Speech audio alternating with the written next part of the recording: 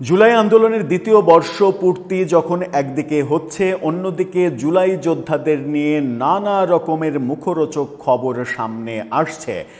বহু কাণ্ড কীর্তি বেরিয়ে আসছে, অনেকটা গর্ত থেকে একের পর এক সাপ বেরিয়ে আসার মতো। একদিকে হাসনাত আবদুল্লার কাণ্ড, অন্যদিকে এনসিপি নেতাদের হোটেল কাণ্ড। এরকম ব্যাপারগুলো যখন চলছে, হাসনাত সাম্প্রতিক সময়ে অনেক বেশি সমালোচিত হচ্ছেন। এরই মাঝে ভয়ঙ্কর একটা অভিযোগ আবারও সামনে এসেছে, সেটা হচ্ছে এনসিপি নেতাদের তদবির বাণিজ্য। প্রফেসর ইউনূসের আমলে সচিবালয়ে বসে থেকে, সচিবালয়ে আধিপত্য করে কিভাবে তারা তদবির বাণিজ্য করেছেন কিংবা করিয়েছেন, সেই অভিযোগ এবার এসেছে। অভিযোগ করেছেন বিএনপি নেতা, সাবেক গণ অধিকার পরিষদের সাধারণ সম্পাদক রাশেদ খান। সেখানে তিনি এনসিপির শীর্ষ দুই নেতা হাসনাত এবং সার্জিসের নাম উল্লেখ করেছেন। বলেছেন হাসনাত এবং সার্জিসি মূলত তদবির বাণিজ্যের পেছনের গডফাদার, সামনে থেকে অন্য কাউকে দিয়ে এটা করেছেন। এবং এটাও বলেছেন প্রফেসর ইউনূসের আমলে এই দুজন মন্ত্রী উপদেষ্টার চাইতে অনেক বেশি ক্ষমতাবান ছিলেন। সত্যি যদি হয় এই অভিযোগের বিন্দুমাত্র, তাহলে জুলাই আন্দোলন, জুলাই অভ্যুত্থান, এনসিপি, জুলাই যোদ্ধা, সমন্বয়ক, বৈষম্যবিরোধী ছাত্র আন্দোলন সব কিছুই কি কলঙ্কিত হয়ে যাবে না? কি বলছেন রাশেদ খান? কি অভিযোগ করছেন? অভিযোগের সত্যতা কতটুকু? কি কি ঘটেছিল সচিবালয়ে প্রফেসর ইউনূসের সেই মেটিকুলাস যুগে? চলুন একটু জেনে দেখি রাশেদ খান কি বলতে চাইছেন। থাকবেন পলিটিক্স টিভির নিয়মিত আয়োজনে।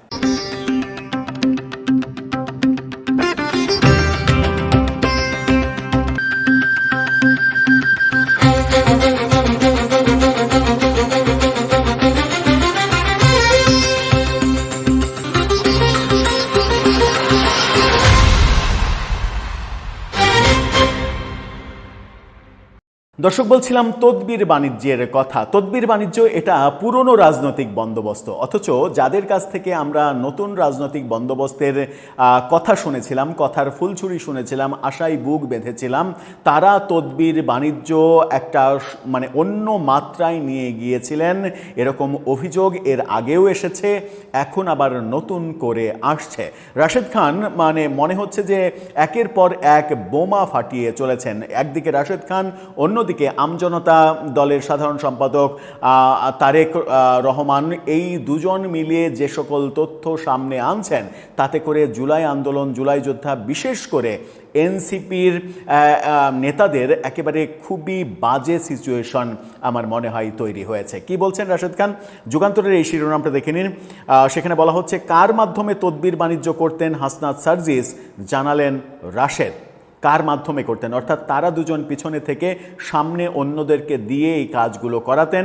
এবং রাশেদ খান বলছেন যে ওই সময়ে হাসনাত সার্জিস অনেক বেশি পাওয়ারফুল ছিলেন। সত্যিই কি তাই? চলুন একটু ভেতরে যাই।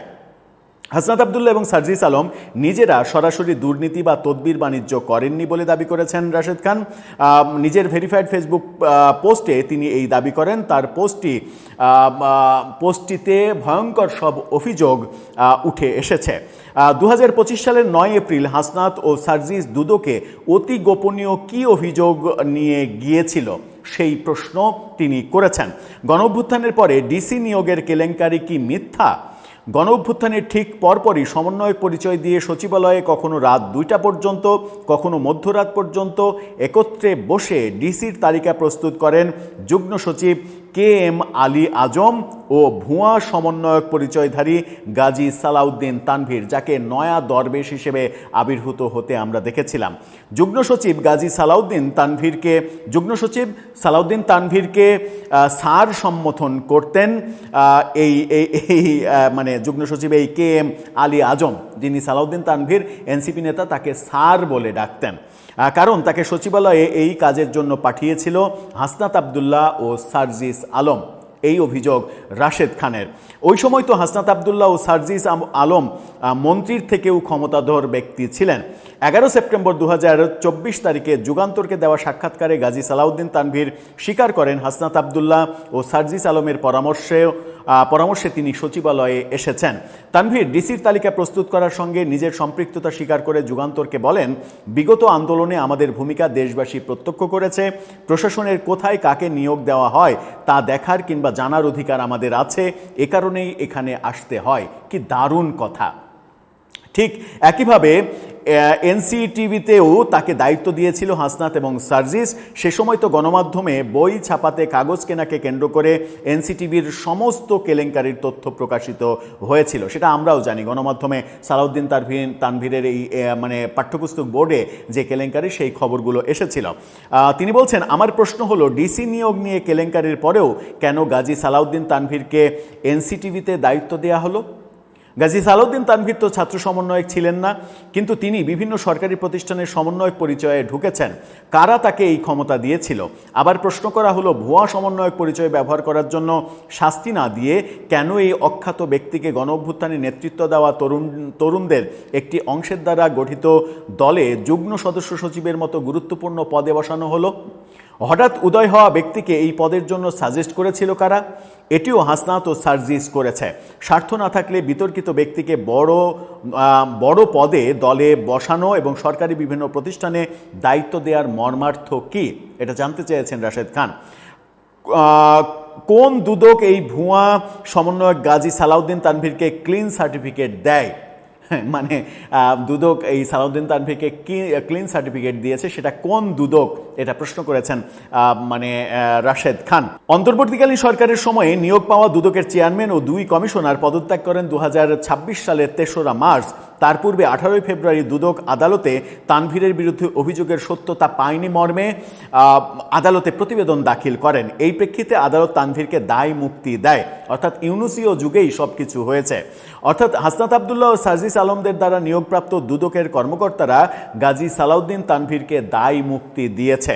নিশ্চয়ই আপনাদের মনে থাকার কথা, 2025 সালের 9 এপ্রিল হঠাৎ দুদকের চেয়ারম্যান আব্দুল মোমেনের সঙ্গে দুদক কার্যালয়ে বৈঠক করেন হাসনাত আবদুল্লাহ এবং সার্জিস আলম।